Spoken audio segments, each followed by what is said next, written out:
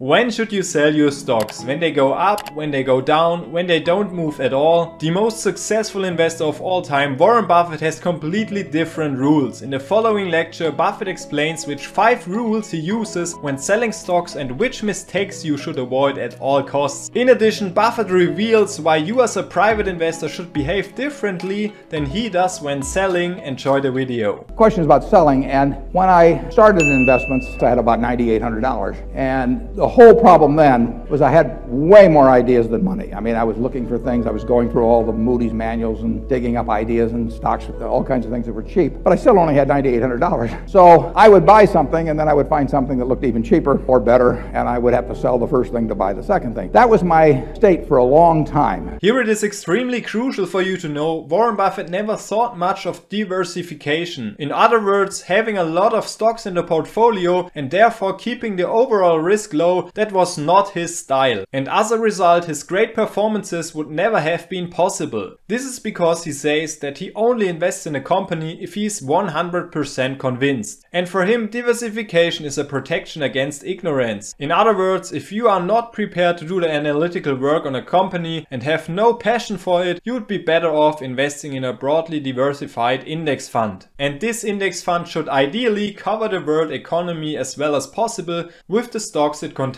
To understand for what reasons Buffett sells stocks, we need to understand 2 different strategies of him. This is because Buffett had a completely different approach in his first 10 or 20 years as an investor in the 50s and 60s than he has today. Today he buys overwhelmingly great companies at a fair price. Back then he bought lousy or mediocre companies at a great price. So these are the 2 approaches of Buffett that we have to differentiate. You can say in his early years he was more interested in buying as cheap as possible in mostly very small companies, and so from the 80s and 90s, when his company Berkshire became much bigger, he tended more to buy great companies that he wants to hold forever. Examples here are Coca-Cola, See's Candies or Bank of America. And here comes the big difference in selling a stock. While he used to sell a stock quickly when he found a cheaper one, today he's much more focused on holding the stock ideally forever. So these are the 2 main differences of the young and the old Buffett. In the past he bought cheap and with less quality, and he sold more often. He calls this approach cigar butt investment, which means finding cigar butts with some tobacco left in them for a last puff before you throw them away. In other words, sell them. Today he buys rather at fair prices with outstanding quality and sells optimally never. And that, as he says, has a lot to do with the influence of his investment partner Charlie Munger. For the vast majority of private investors, Buffett's earlier approach is very well suited because small sums of money are an advantage here and the returns are significantly higher. Of course combined with higher risk, and you have to be aware of that. In the annual letter to his shareholders in 1968 he commented, "We cannot make the same sort of money out of permanent ownership of controlled businesses that can be made from buying and reselling such businesses, or from skilled investment in marketable securities." However, it would never have been possible for Buffett to become as big with Berkshire as he is today if he had only focused on lousy or mediocre companies. Because at some point he had too much money for these often very small companies, so a buy would have little impact on his assets under management. In his words, it wouldn't move the needle, meaning he would inevitably have to find a bigger pond to fish in, where more people fish. In other words, the companies he invested in got bigger, as did the competition for investing. And less competition means a greater opportunity for mispricings in stocks. And it was these mispricings of small companies that Buffett profited from in his early years. One small example, while more than 2.5 million investors follow Apple stock on the stock software Seeking Alpha alone, only 1,500 people follow A2 Milk, a mid-sized company based in New Zealand. If you are interested in Seeking Alpha stock analysis, especially of small companies, with the first link in the video description you get almost 60% off your annual membership and you invest $99 a year or $8.25 a month instead of $239. Now, in the late 1960s, I wound up my partnership because I couldn't find things, but that's because the whole market had gone crazy. And at that time, I was working with about $100 million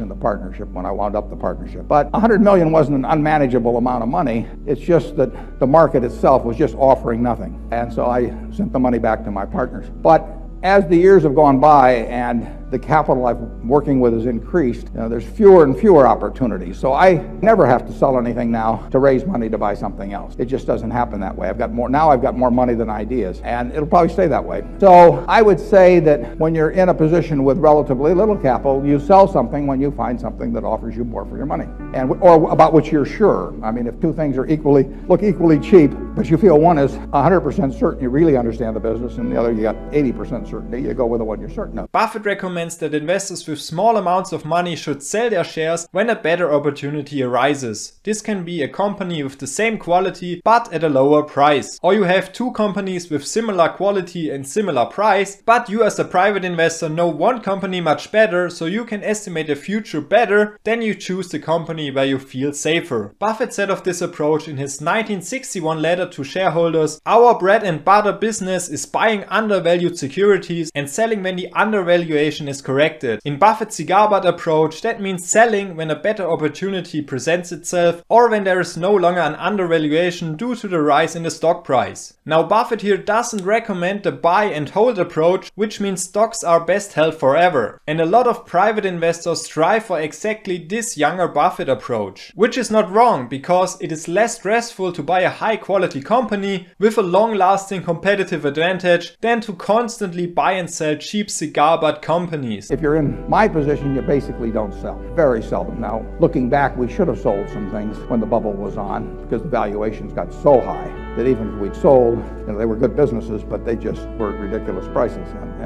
So with hindsight, that would have been the thing to do. At the time of the dot-com bubble, there were many stocks that were so incredibly overvalued that it would have made sense to sell them in retrospect. Even in the case of quality companies such as Coca-Cola. Because if you exclude the dividends that Coca-Cola pays, it took Coca-Cola until 2015 to get back to the same price levels as in 2000. And Coca-Cola had a price-earnings ratio of 79 back in 2000, so it was extremely expensive. But again, Buffett is not perfect, and selling a wonderful company at the peak of the bubble is almost impossible. Whether not selling Coca-Cola in 2000 was actually a mistake or not, it's hard to say. But I don't feel terrible about that, because the money would have gone into cash and we might have bought them back cheaper, but we might not have. Generally speaking, if you've got a lot of capital, you're not going to find that many wonderful ideas. And if you look at the fortunes that are made in this country, generally they've been by owning a good business for a long period of time. That's not the worst thing in the world. And that's the way people who joined with me in the 50s and 60s, they held on,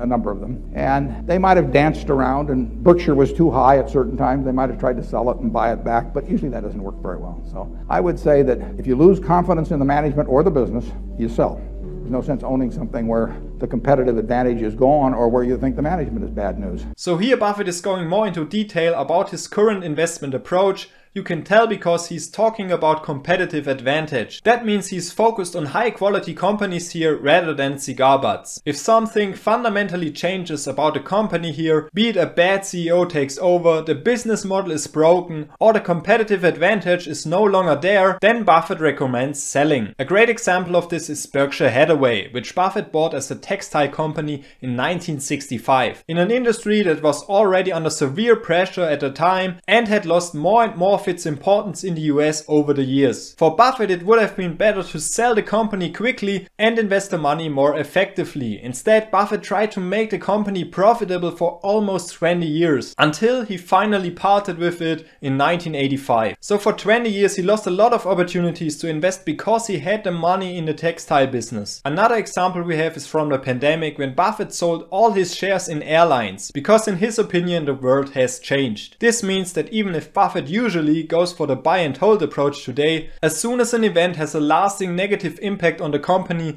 Buffett thinks about selling. If he comes to the conclusion that the whole thing can no longer be fixed, then he sells. The progress of the individual company that you buy must therefore still be followed. So it is an approach of buy, hold and check. You may wish to sell if the price gets too high, but that's more optional. The first two you should do. The third is somewhat optional. But if you're working with small sums of money, and I mean, I was finding things initially that were selling at like 2 times earnings, good businesses. And so if I found something at 2 times earnings and I owned something at 3 times earnings, I sold the 3 times to buy the 2 times. Looking back, I should have borrowed a little money and kept both, but that wasn't my style. Now I'm interested, do you invest as a private investor according to the cigar butt approach? Do you bet on quality stocks with long-lasting competitive advantage, or do you invest broadly spread in index funds or something completely different? Please tell me in the comments below. In the video description you will find Seeking Alpha Premium with $140 discount on a yearly subscription. Thank you again for watching. Ciao.